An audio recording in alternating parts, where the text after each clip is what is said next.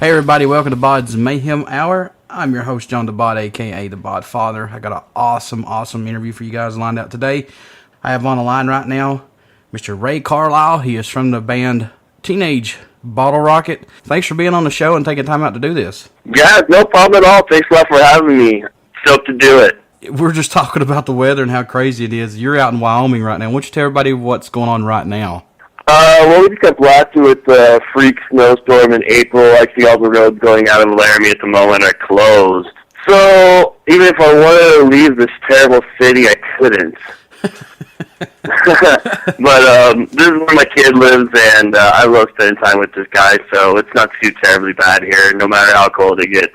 That's awesome, man, to share time with your kid, plus playing music and stuff. I know it's hard, and how do you normally deal with that while you're on the road and stuff? Do you stay in contact a lot? He's not the best on the phone, but I try to bug him as much as I can. He's getting better, though. He's 6 now, so whenever I'm on the road and I call recently, it's been good. But, man, I can remember whenever he was 2, and it's just no way it's going to happen. 3, the thing's up on you. 4, he might say a sentence or 2, and then, it gets better with time. Yeah, hi, it's Daddy. Okay, bye. Click. Right. So you guys are getting ready to kick off on a big tour here with Face to Face, and they've just came out with a new CD. So let's talk about that. How y'all stoked about that? It's exciting. This is going to be a long tour, and we've gone out one other time before that was this long, and we're just really looking forward to it. It's great. Whenever I'm out on the road, I really feel like we're sort of living our music in a way, and it's cool. I'm anxious to get back out there. We did this Queers tour in February and March, and then it ended with Off of Their Heads, and it just feels like I've been sitting here on my ass too long, so I want to go out and play some music, and it's awesome to have that opportunity. Now, you and your brother actually formed this band back in 2001. Let's talk about how it all got started for you all. Sure, no problem. Brandon and I, we've always played in bands together. He's my twin brother. So when we were little, we had this band called Carlisle Crew in elementary school. It's like the little umlaut over the U. And we played Ventures covers. We rocked Wipeout. We did Rock Don't Run. We did Pipeline. And then in junior high, we started this band, Vehicular Homicide, and that was what we thought was metal. Mm-hmm. Thinking back on it, I'm not sure what it was.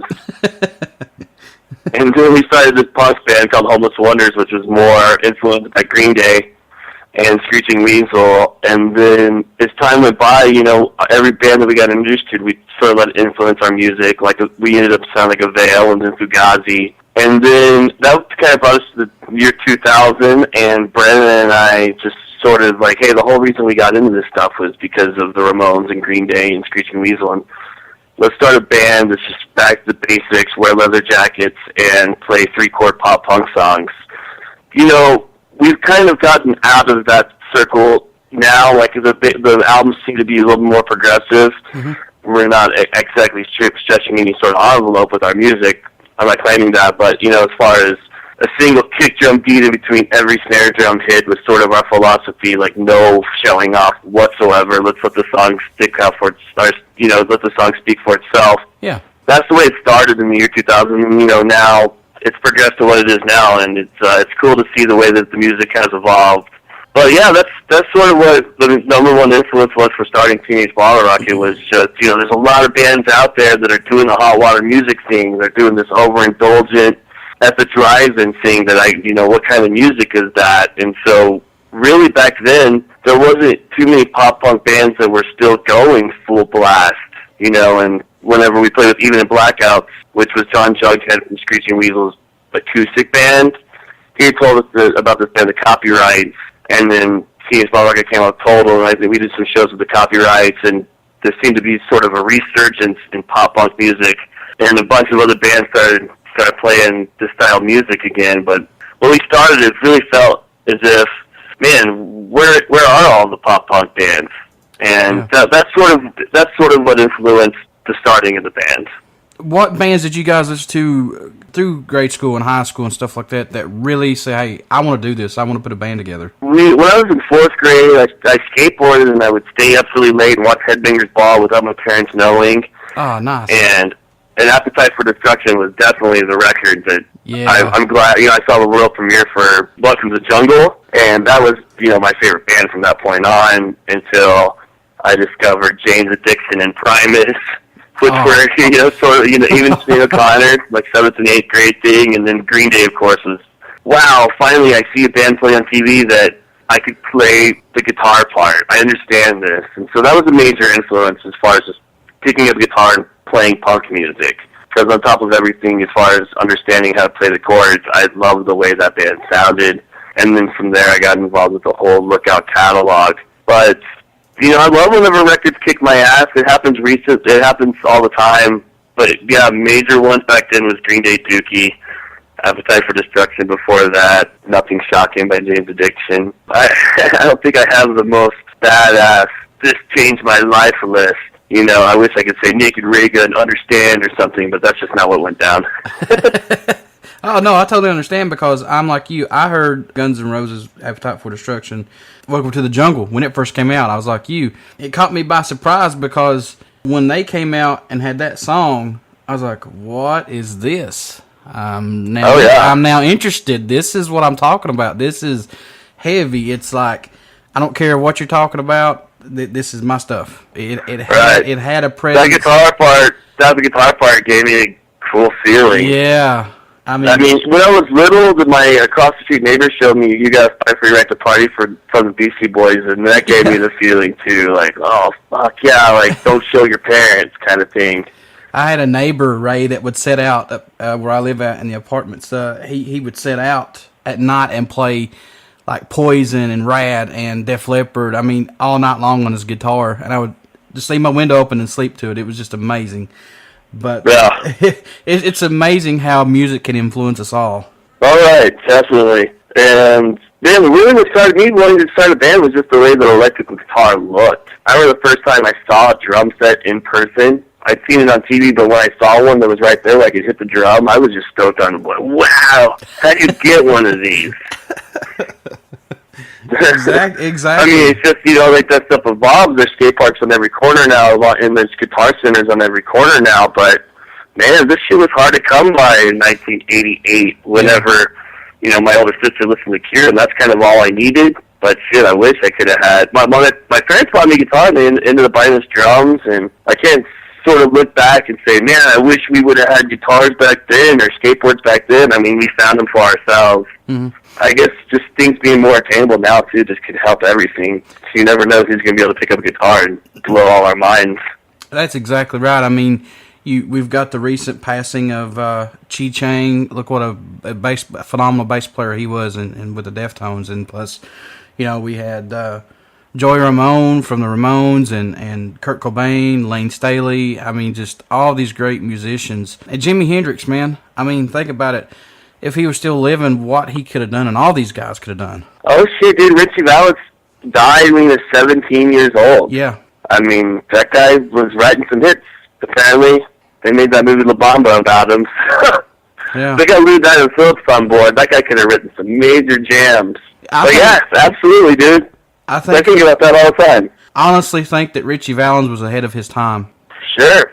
With you guys, though, on your writing process, how do you guys do it in Teenage Bottlerocket? Do you all come together and put your parts in, or is it just you and your brother doing it? How do you guys do that? The best songs I write, I'll sit down and I'll come up with the best lyrics that I possibly can and the best riff to go along with it, and I'll introduce it to Brandon and say, here's this new song I wrote.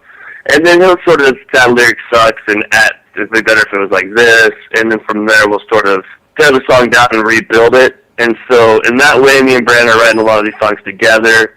But as a whole, I write my best songs on my own and then go through that process.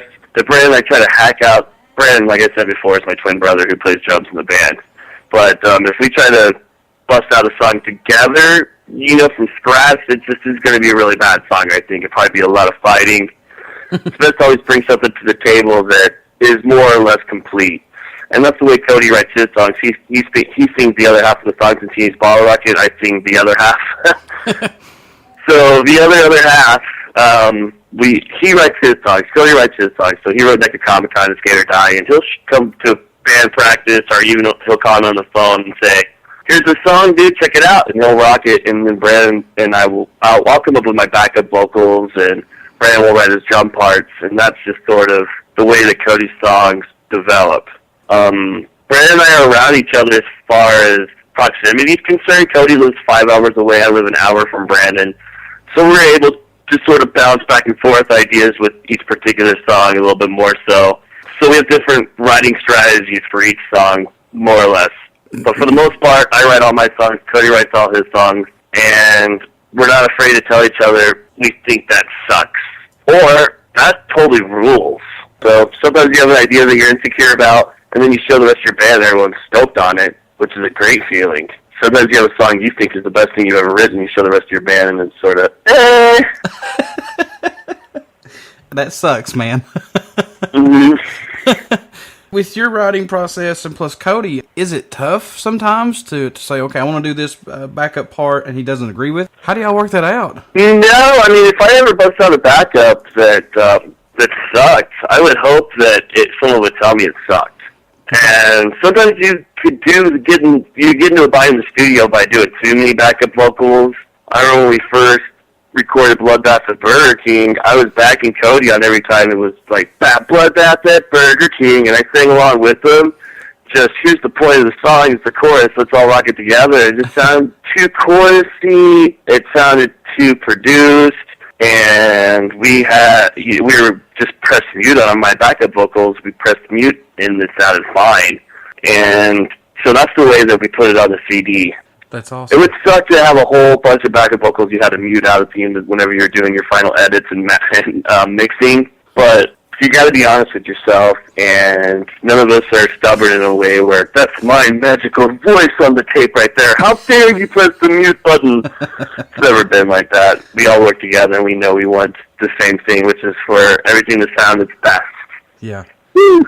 Well, that's cool that you guys got to play with Screeching Weasel. Their music is just phenomenal. My Right, when I first heard that song by them, was my anthem. Oh, yeah. I've heard a lot of people say that about that song, and it's arguably one of the best Screeching Weasel songs ever.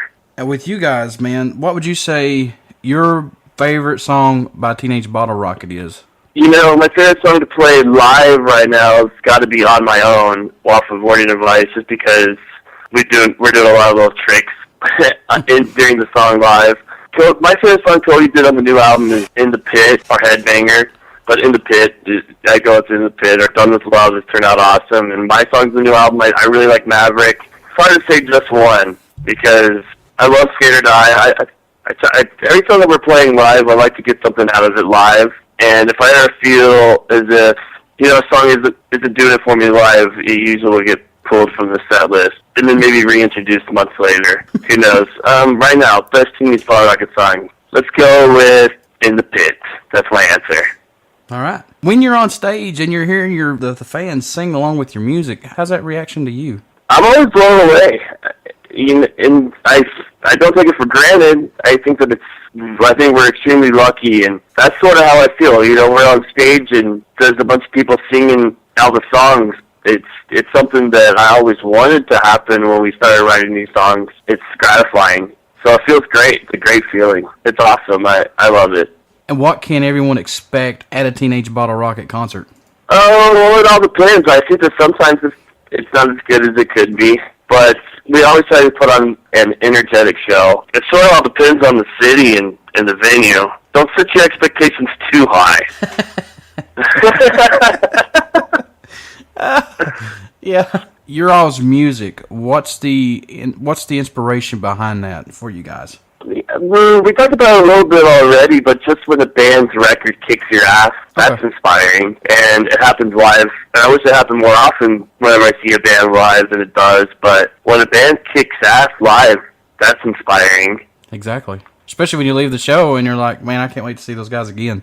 Yeah, or you leave a show not knowing who a band was, and you leave the show thinking, that band fucking kicks ass. Yeah, and you want to buy every album that you find, buy them. That's for sure. Yeah. Now, do you guys prefer clubs, or does it really matter? I like it all. We love it all. Sometimes it sucks to be in a basement that's really small because the people that are in the back can't see the band. Yeah. That's true. And it's nice sometimes to have monitors so you can hear yourself sing. But, man, I tell you what, we're playing such a huge array of venues at this point. We don't necessarily even need monitors. You just sort of have to go with the flow as far as that kind of stuff's concerned, and not throw your voice up because you can't hear yourself. I think we've been guilty of that in the past. But as in, oh shit, the monitors don't work. I'm gonna sing louder so I can hear myself, and then the next day you can't feel your voice at all. But it is nice for that as far as that goes. Whenever you're on tour with a bigger band like Face to Face or No Effects, the most bitchin' PAs available on these stages. The monitor setups are so cool. It's fun to play with that. But at the same time, some of the shows that we talk about and we have the most fun at are these crazy shows that the PA is half broken and everyone just decides to go crazy. Now, you mentioned No Effects here. What's your favorite, or what's your most memorable show that you played with another band? Well, the most memorable show that we played with No Effects was in Sacramento, and I felt as if when we went on stage, the crowd was against us. Oh, wow. To a certain degree. It wasn't like a major vibe, but there was some people flipping us off, and sometimes you get that when you open up for No Effects. No one's there to see Teenage Bottlerocket. Everyone's there to watch Bob. So that sounds crude. I love going out to with No Effects. Those guys are badass. But for the most part, everyone that's there is there to see No Effects play. They're not there to see your band play, and you might as well just get the fuck off the stage. But it was cool in Sacramento at the end of the set when we got done with our last song. The crowd started cheering one more song over and over again, and I don't think that happens very often, opening for No Effects, and it definitely gave me a feeling inside, and that was the most memorable No Effects show I've ever played.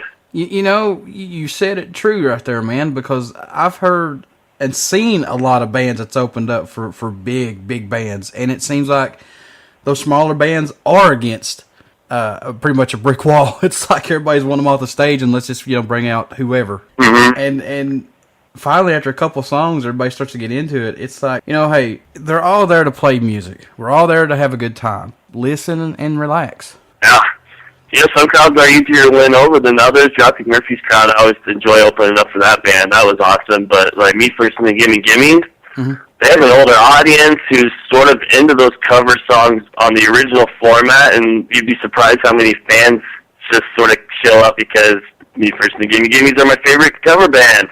That's a difficult show to open for. I'd say that was the most difficult to me, coming on tour with Me First. Now, Me First and the Gimme Gimmes, that's got like 2 or 3 members of No Effects, or 2? It's just got one dude from No Effects. Oh, okay. I thought there was more, but I guess I was wrong. But yeah, I like Me First and the Gimme Gimmes too. Some of the covers, yeah, they're awesome, but not the easiest band to open for. I guess that's the point of what I was trying to say. You guys, you from Wyoming, how was it coming up? I mean, did you guys get a lot of support from the city that you're in and surrounding cities? How was it? The town that we live in we've always put on cool shows here. When Teenage Bottlerocket plays in Laramie, it goes off just because we only play here once a year. We have a strategy as far as that goes. And I think that it's great to be in a band with a local following, but it's always been important to us, even when we were in high school with Homeless Wonders, to go down to Boulder to play a show for Suburban Home Records, or go down to Denver and do that. We always felt as if that's where it's at. Let's take this band on the road. So it's cool that Laramie's great, and they've always embraced us, and we do have a great hometown scene here, and we always have. But that's not all we hold on to, and you got to get your music out there. But yeah, the surrounding cities, that would be Cheyenne, Casper. They don't give a shit about our music, not even now. Casper doesn't give a shit. Cheyenne doesn't give a shit. And, dude, who cares? I mean, it's Cheyenne, Wyoming. Well, yeah. But Denver, Colorado's close, and Fort Collins, Colorado is close. And those places are really fun to play, and all the shows are a real big party for me. And, it's cool. I always felt the love in my hometown. Ray, have you guys ever had a fan write to you or come up to you during or after a show and say, hey, look, you guys really helped me out through a tough time? And if so, how does that make you guys feel? Well, I get it a lot. And it usually happens through emails. And just to know that your music has touched somebody in a positive way if they're going through some crazy shit in their life. I just feel as if it's all an honor to do that to somebody, and getting our music out there to the masses. I always felt as if these songs were cool enough for me where I wish that a lot of people would listen to them, and a lot of people feel that way about their music. Going on tour face to face, I don't know how many emails I've gotten so far of just, dude, I saw you guys playing in Houston, my band open up? A lot of people want to be doing this, and so it just makes me feel that much more fortunate, too, at the same time, whenever I know that we're able to do it. And so all that kind of stuff sort of comes together whenever I get that sort of a compliment, and it's definitely never anything that I read over and think, oh, yeah, whatever, you're about to commit suicide, and then you heard this song, and then you didn't. I'm always like, shit, that's heavy, and I feel blessed to be a part of that. When you get emails about bands wanting to open up for you guys, how does a band actually do that? Because I've never actually asked a band how, to do that, but... There's several different ways you could do it, and then when it comes down to it, most of the time you're not going to be able to do it. But Face-to-Face has a booking agent.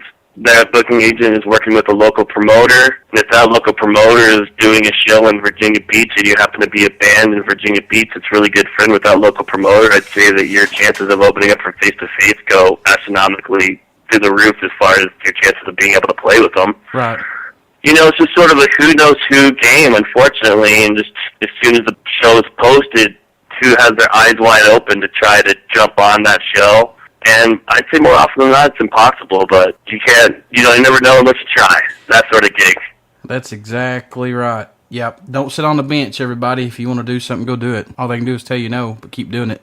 Eventually, they'll say yeah. Yeah, it sucks because a lot of people want to play first to four on these face-to-face shows, but the fact is it's face-to-face tour, and I don't really have a say to who plays. Right. Whenever it's a Teenage Bottlerocket tour and someone emails me directly, it's a little easier for me to send an email to our booking agent and try to get said band on whatever show. Right. But when it's No Effects would be easier for me to get a band on just because I'm friends with everybody in the band. I don't even know those guys are face-to-face yet. I'm sure they're all really cool, but not cool enough for me to be like, hey, man, this band I've never heard of in Jacksonville, Florida wants to play first of four that night. You guys want to hook them up? Yeah. They'd probably be like, no. Be like, who are you again? All right, Ray, you guys done several splits. What would you say your best split was that you liked the most? I like that one with the Ergs the most. I love the artwork for it especially. The Ergs cover of that Diva song is my favorite Ergs song. I know that a lot of people would be like, what, are you crazy? But I thought they kicked our ass on that split. As far as the whole Battle of the Bands, yeah. You're doing a split with whatever band, well, their song rules and our song sucks. But I thought we came correct with that release, and I was real proud of our song, and then I heard that Erg song, and I definitely felt, wow, that song's good. But, yeah, that's my favorite. I think it's awesome that there's a lot of punk and pop bands out there that are doing splits, and you don't see this in, metal bands and stuff, which drives me crazy. Well, I saw Toxic Holocaust did a split with Municipal Waste. You sometimes see it, but you're right. I understand what you're saying. Yeah, it seems to be more of a community scene here in the punk scene. Yeah. I liked the Guns N' Roses when I first heard it, but I went through a spell, though, where I got tired of the heavy stuff, and then I listened to, actually, the Misfits. And then from the Misfits, I listened to NoFX, and then Screeching Weasel, and then, other bands like Lagwagon, and stuff like that. I've started to turn to horror punk, so it's all back in the mix. I feel like I've got music ADHD, honestly. Mm-hmm. Because I'm all over the place with music. Is there any bands out there that you're listening to that are surprising you that's coming up right now? Yeah, I love that Mass Intruder record, that Fat Release. I think it's awesome. First song to last song, that's new. I love that. What did I hear that's new that rules? That new Alkaline Trio record, it's good. But that song, She Lied to the FBI, that's a great song. Yeah. So that rules. Try to listen to as much new stuff as possible, and usually whenever you hear a bunch of stuff about a band, say that new Minzinger's record, more often than not, whenever you hear a lot of hype about a record, I think that it's probably going to be pretty damn good. That new Off With Their Heads record I really like. I like the theme behind it. It's called Home, and it seems like Ryan Young get homesick on tour, and then, his relationship suffer because he's always on tour, and I like how he put that theme into the album. Is it tough for you guys being on the road with family and stuff? I think probably it's more for me than anyone else in the band because I have a son. Brandon has a wife, and she'll fly out, and everybody's girlfriend will fly out and spend 4 to 5 days on the road with us at any given point. I'm sure people get homesick, but, man, I have a hard time thinking about that kind of stuff too much when I'm on the road because things seem to be so focused around the music.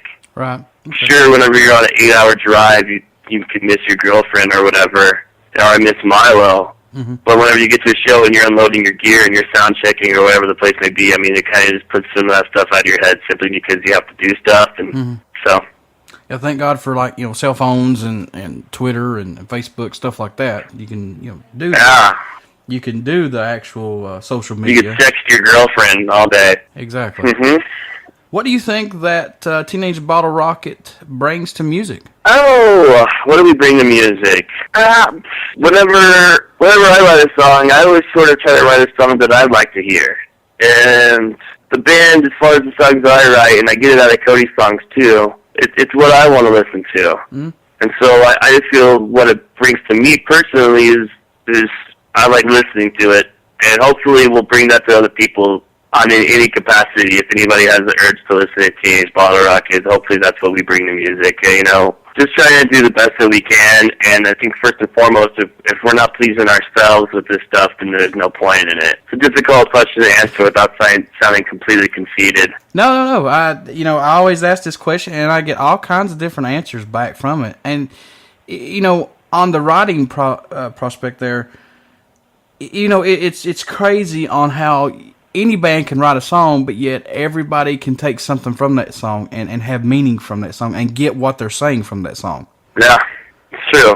Music, it's all subjective that way. Yeah. Music, I've said this before, and I'll say it again, music is a relief for some people. Mm-hmm. And a lot of times we'll write a song that we think sucks, and we'll release it, and then someone will come up and say, that's my favorite song. Mm-hmm. Mm-hmm. So, like you said, everybody interprets the stuff a different way, and I don't know where I was going with that. Well, this has been a cool interview. I know that so far. So, I got one more question here. Actually, one more statement here. Looks like I just saw that you guys are going to be on the Tony Sly tribute album. Yeah, we're going in on Sunday, actually, to the Blasting Room. It's in Fort Collins, which is an hour south of Laramie, Wyoming, where I'm at right now. And Bill Stevenson runs that studio from the Descendants and all, and now Flag. He was in Black Flag. He was in Only Crime. There's a dude that works there named Andrew Berlin, who's this guy that we always work with. He's a great producer. He's a great engineer. And so we're meeting up with him on Sunday and Monday to do this Tony Sly song, and it's just great to be a part of it. The first time we toured with No Effects, Tony Sly went on the tour as well, doing solo stuff, and he traveled in our van with us from show to show, and he became a dear friend of ours. So when he passed away, it was tragic, so sad. And, I'd feel sucky if this Tony Sly tribute came out and we weren't a part of it, and it's great that we were able to squeeze it into our schedule, and I'm excited. Now I guess we need to learn this song. Ray, man, thank you so much for taking time on doing this interview. This has been an awesome interview. Best of luck to you guys on the tour coming up with Face to Face, and also, with everything that you guys do. Keep doing what you're doing and stay true to your music. Hey, appreciate it. Thanks for having me, man. Before I let you go, hey, will you do a promo for the show? Absolutely. What's up? This is Ray from Teenage Bottlerocket. You're listening to BODS Mayhem Hour. Rock and roll! Awesome, man. Thank you so much. Perfect. All right, dude. All right, later, man. Bye. Everybody, stick around. You're going to hear some music from Teenage Bottlerocket and some other stuff. And I do appreciate this. You only hear these interviews right here on BODS Mayhem Hour and Uber City Radio.